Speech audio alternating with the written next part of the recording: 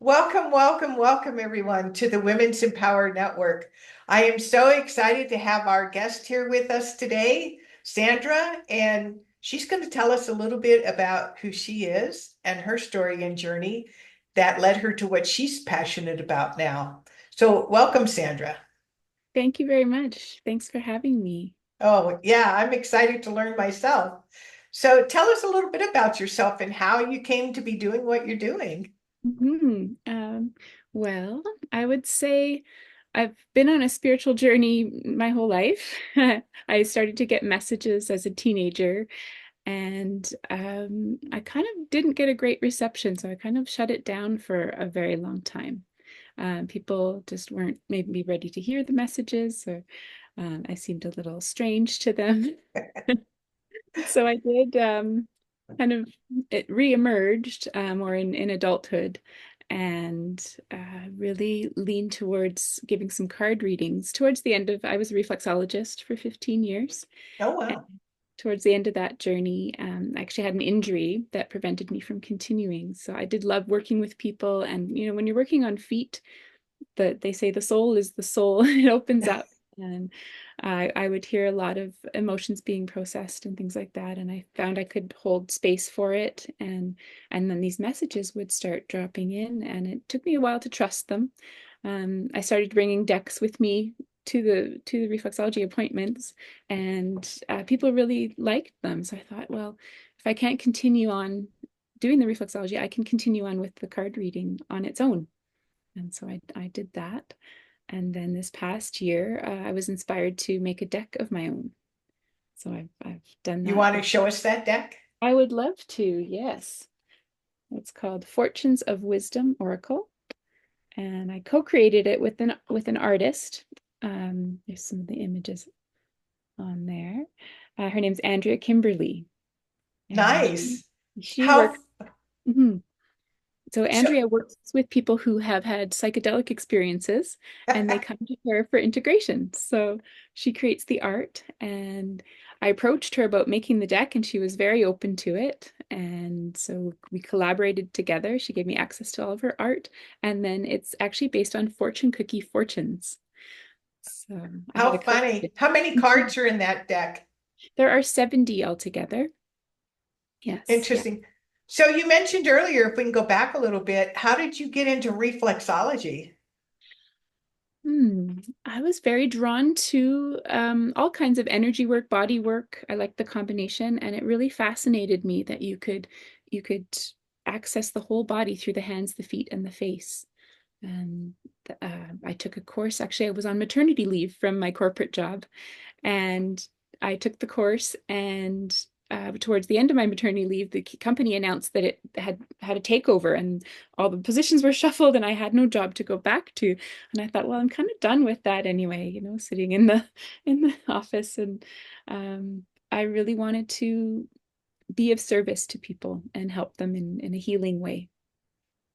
Wow. So you studied it, and did you have an office, or did you do it in your home, or how'd you I do it? did. I did it at home. I visited people in their homes. My specialty was maternity, so I dealt with a lot of pregnant and postpartum women. That was my favorite. If anybody deserves a foot rub, it's a pregnant woman. Yeah, but That's kind of interesting, the synchronicity, because when I was pregnant with my first child, um, my first husband knew about reflexology, and he used to massage my feet, and we were trying to get that baby to come out sooner, but okay, yes, other yeah. things came out instead. He was close. So yeah, that it's really fascinating. You want to tell a little bit about it for someone who may not know what it is? Well, it's based on the meridian systems of the body. So they all kind of land in your hands, your feet, and your face. So when you're manipulating points, you can actually feel a stagnation. So it kind of feels like we say that sugar under a tablecloth, a sugar package. And when you work on those points, you're breaking that crystallization down, and it's helping to move fresh blood to the area. And circulation is life, and it brings away the toxins. So it's twofold. And your body really knows how to heal itself. So the bonus is you get into a relaxed state. And I remember my teacher saying it really doesn't matter what you're doing with your hands as long as you're using your heart. And I loved that. That's Yeah. nice. Yeah. So you were doing, how long were you doing the reflexology? It was about 15 years altogether. Oh, wow. And then Yeah. you just had a problem with your hands that you couldn't do it I did. anymore? Unfortunately, it happens quite a bit. The thumb tendon here just kind of Hmm. snapped one day, and that was it. So, yeah, Wow. yeah. So, but during that time, you said you started getting messages. How do you receive messages? Is it clairvoyant or? It's kind of a combination. I would say the most frequently it would be I close my eyes, I tune into the person's energy, and I can see mostly animals come actually. And it's a lot about how the animals are behaving. And then I encourage people to look up the spiritual meaning of that particular animal. Um, yeah, that happens quite a lot. So is your oracle cards that you made now, are they animal based? There are quite a few animals in them. Yes, they are. Um, they're more just I made this deck to be an introductory kind of experience. So people who are new to using Oracle cards, because fortune cookie fortunes are kind of lighthearted and a little tongue-in-cheek sometimes. And so I'm creating um, blog posts to go with each card. So it dives into them a little bit deeper. There's no book that comes with it. So basically, oh, here we have our little frog. Oh, cute. Yeah, so there's a lot Uh, of mushroom imagery in the cards. And then the back is just a description. So this gives you some keywords to work with. And then each of the blog posts that go with it dive deeper. They give a little bit more information. Um, and it just helps the person using them get familiar with spirituality in general and positive thinking and things like topics like that. Now I know that in a lot of different, what word would I use? Methods, I'll just use the word methods. There's different spreads that you can do, Mhm. or you could just pick a card. If Mhm. somebody's kind of new to it, what do you suggest for them and how would they go about it? These are really simple. They're easy to use. It would be I would suggest just one a day. And how would would they get in a meditative state or just how would, Mhm. spread them out or just whatever feels right to them? I actually teach a workshop called Introduction to Card Reading, Oh, and nice. you go through setting up the space and calling in your spirit team, doing a little smudging at first, and setting an intention. And so that's generally what I like to suggest to people is that they do create some time and space and be present for themselves when they're drawing cards. I like that. So is that something that's available online? Yeah, it's a work in progress right now. I'm building my website for my readings, as well as a separate website for the deck itself. Oh, nice. Okay. Well, we'll be sure to post that information um, at the end of this interview so that people who are interested in have a reading by you or want to get your cards that they'll have a way to do that. It's wonderful. Thank you. Yeah. So what what would you like to share more about readings and oracle cards? Well, I have a few more decks that are in the ethers still, but they're dropping in. I turned 50 this year, and I was actually given the whole deck all at once. All of the cards came through while I was driving. That happens a lot when I'm driving. These messages come in. And so I got home and I opened up a spreadsheet and all 50 cards came to me. It's an affirmation deck, but instead of the typical I am statements, it's a what if, because I feel like that gives your brain a little bit more to chew on. It opens it up to more possibilities and creativity. I like that. I like that a lot.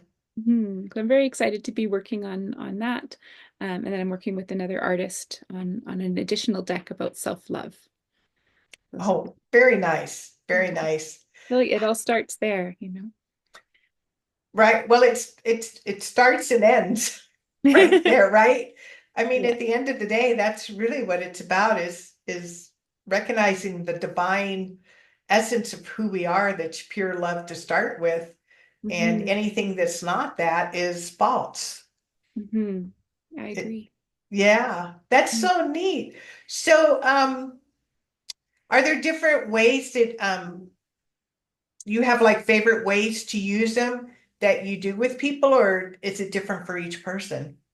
Well, I have about 2 dozen decks that I use, and I like to have the person I'm reading for choose 2 or 3 decks, um, whichever ones they're drawn to. I have animals, crystals, fairies, angels, that type of realm. People ask me, I say everything but tarot, pretty much.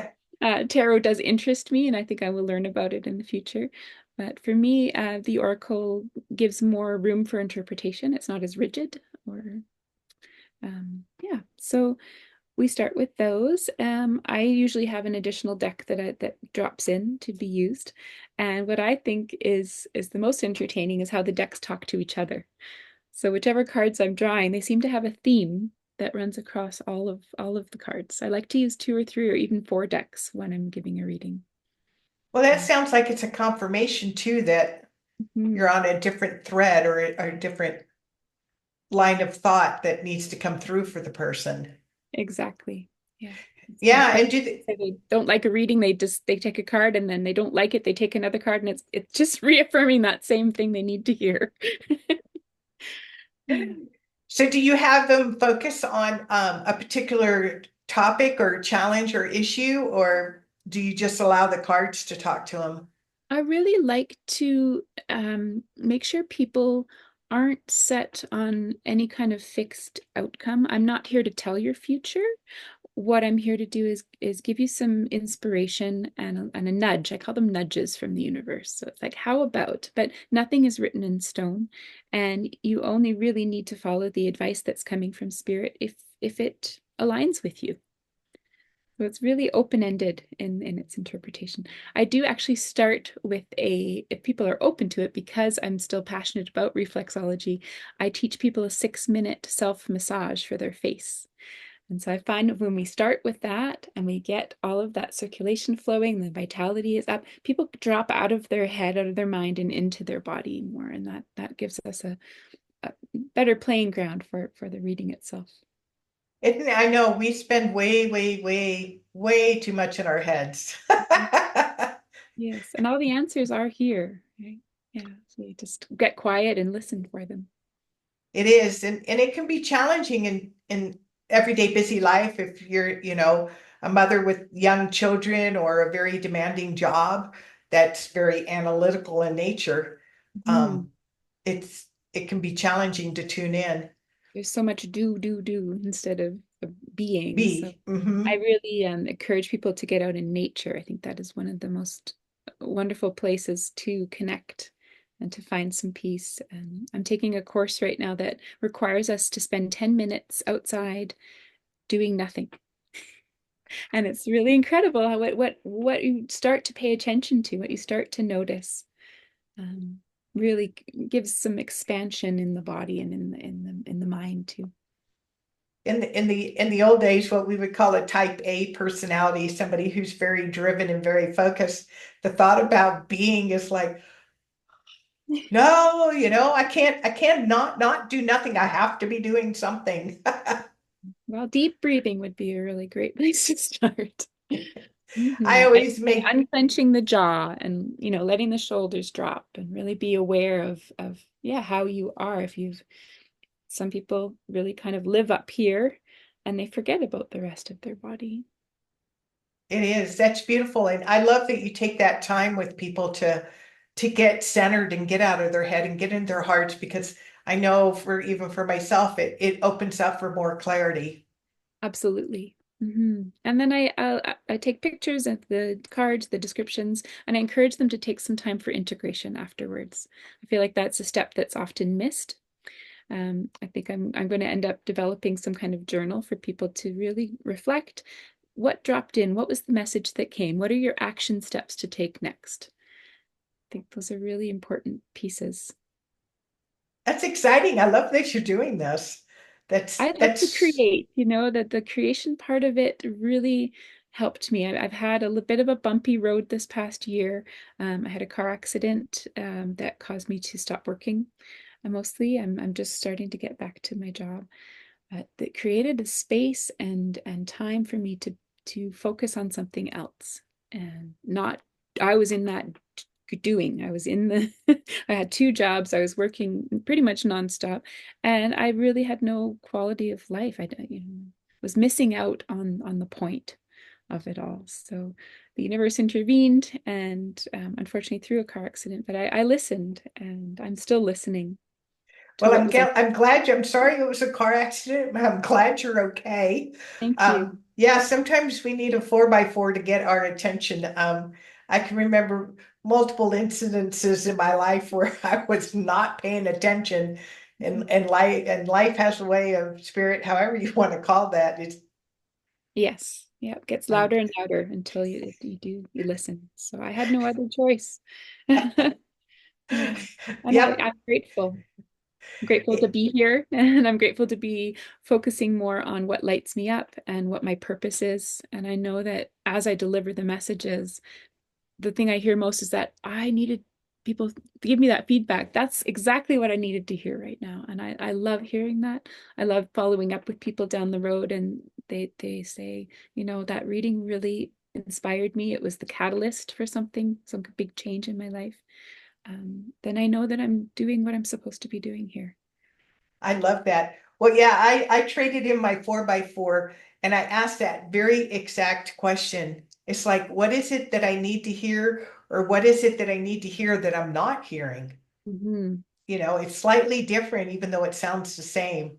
Hmm. Yep, Because absolutely. And not be afraid of sharing your gift. I think that is also really important. You'll find your people. The you'll more find authentic you can be, the more you can put yourself out there and this is who I am and what I'm doing, the people find you. And I think that's a beautiful thing too. it is, and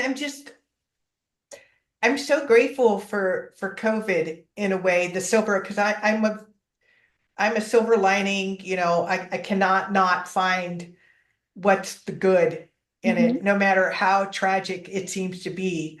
And I lost my train of thought, but yeah, life is happening for us, not to us. And oh, I know what it was that I remember when I had my calling in my 40s.